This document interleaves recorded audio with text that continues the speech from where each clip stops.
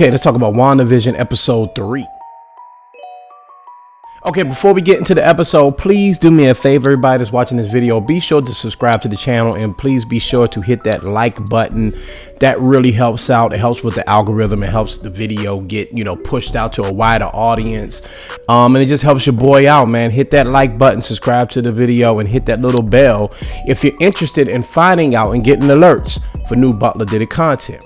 Okay, WandaVision episode 3. Now we are cooking with grease, ladies and gentlemen. Trust me, now the show is on and popping. There will be spoilers to this episode, so be warned. So, WandaVision. Okay. This was a really good episode in my humble opinion. Okay, the first 2 episodes did a lot of setting up.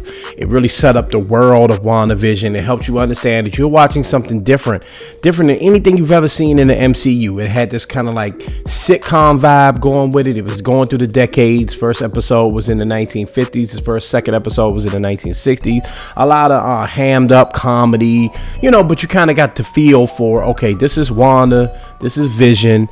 Something weird is going on. They showed you a couple of little, gave you a few hints that maybe SWORD is involved in other, organizations. Now, SWORD, what is SWORD? SWORD is basically the advanced version of SHIELD. If you're familiar with the MCU, and I'm pretty sure you are if you're watching this show, SHIELD was the organization run by Nick Fury. Well, Nick Fury was a top dog in SHIELD. He didn't really run SHIELD, but that's the organization he was in. That's the organization that was always kind of behind things, battling Hydra in the phase 1, 2, and 3 of the MCU films. Now that we've introduced characters like Captain Marvel and Thor and the Guardians of the Galaxy, and most notably Thanos, well, now you have an organization called SWORD, which is basically the arm of SHIELD that looks out for all intergalactic threats. Basically, they watch space. It's Space Force. Okay, so now you won't be really seeing SHIELD too often. You'll be seeing SWORD. If you saw the end of Spider-Man Far From Home, the end credits where you saw Nick Fury was on like a spacecraft, basically on vacation. That's the craft that is essentially the hub for SHIELD, all right, as far as I know. I'm sorry, SWORD. So that's SWORD, okay? Now, you probably saw a scene in WandaVision where the young lady who is Monica Rambeau, okay, the black girl that's in this show, all right, her real character name is Monica Rambeau. She is the daughter of Maria Rambeau, who was Captain Marvel's best friend in the film Captain Marvel, okay? So the little girl that was in Captain Marvel is all grown up now, and she is an agent of SWORD, and she's in this world trying to figure out what's going on with Wanda Maximoff and the Vision. And there's something really weird going on with these two, okay? Here's my theory, all right? And here's how this will go. My reviews, you can go on YouTube and find Easter eggs and all sorts of stuff. I'm just going to give you my thoughts on the episodes, okay? Here's my thought on what's going on in the episode. All right? Wanda has had some sort of breakdown. What I think may have happened is Wanda brought Vision back to life in a way that she probably shouldn't have, okay? Wanda is extremely powerful. They really nerfed her in the movies. Nerfing means is that they gave you pretty much a lightweight version of the Scarlet Witch in the movies. You kind of saw in Endgame and Infinity War that she was super strong. There's that whole line by Okoye, but it's like, where was she the whole time? She's super powerful, and they haven't really explored the power of Wanda Maximoff. Wanda has the power to essentially shift reality, okay? Wanda has created her own reality. You've seen that twice now. Whenever Vision starts to ask questions and wonder what's going on, why is your pregnancy moving so fast? Why is things, what is this world going on? Why are we in black and white? Whatever Vision, whenever Vision starts to ask questions, Wanda just reverses him. Wanda literally shifts reality to what she wants it to be. Okay? Also, those commercials that they're showing, all right? The commercials that they're showing, they're the same people in every commercial, all right?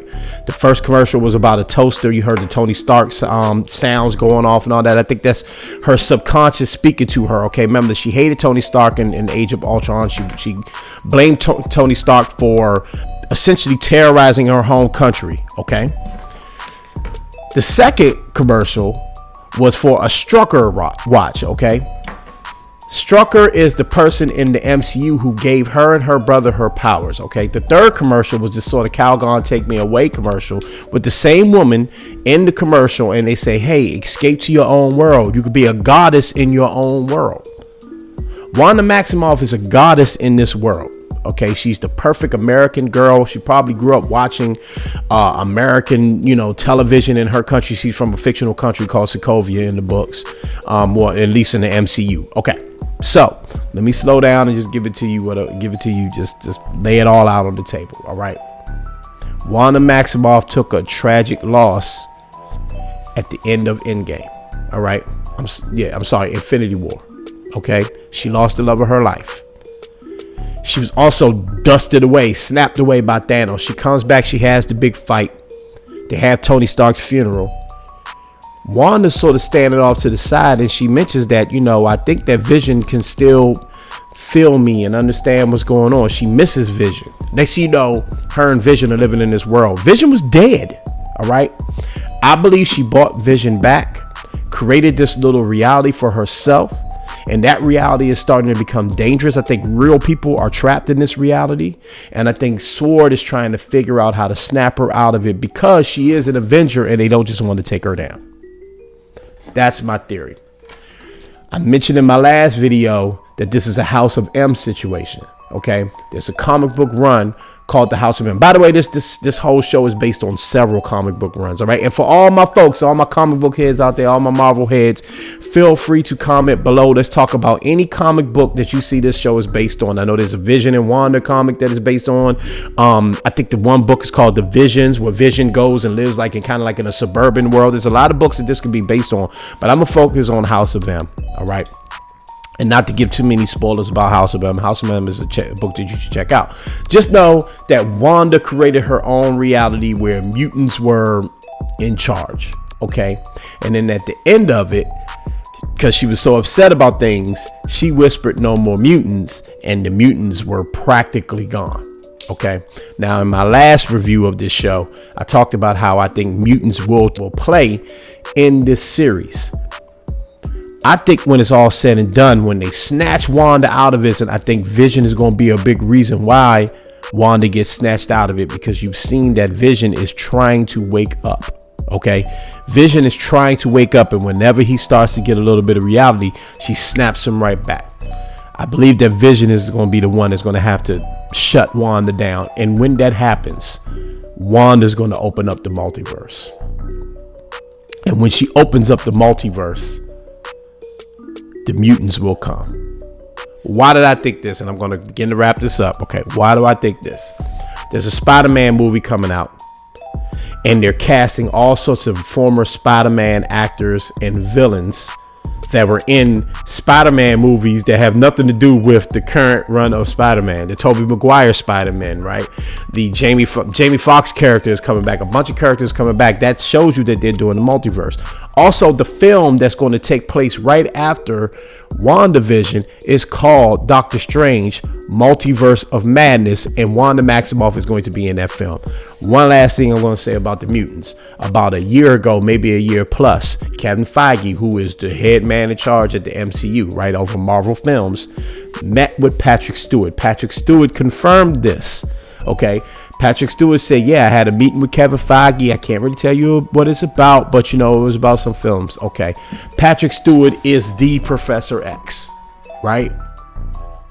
If he's meeting with Patrick Stewart, sound like he, turned down the opportunity. But if he had a thought that I want to meet with Patrick Stewart, that means that he's trying to bring in some X-Men from the Fox world.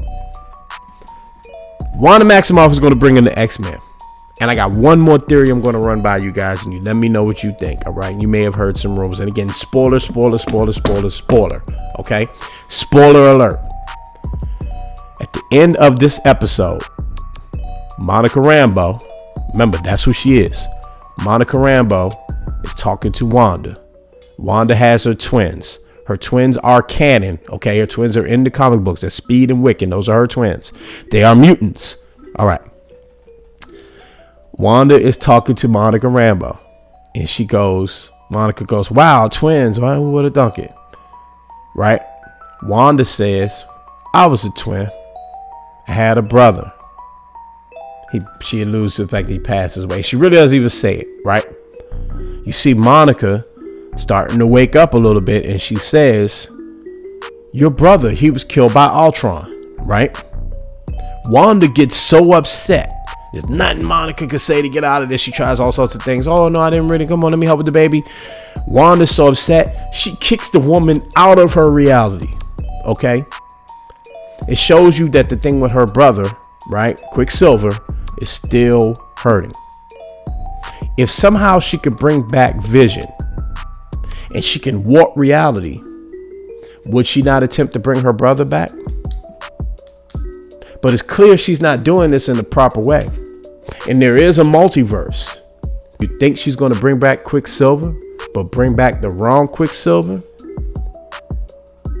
Think about that. Let that marinate for a few. Let me know what y'all think, man. I want to hear your thoughts. Comment below. Let me know what you thought about episode 3 of WandaVision. Let me know what you think is going to happen in the future of WandaVision. This show is dope. I've officially fallen in love with this one, okay? I thought the first 2 episodes were really good.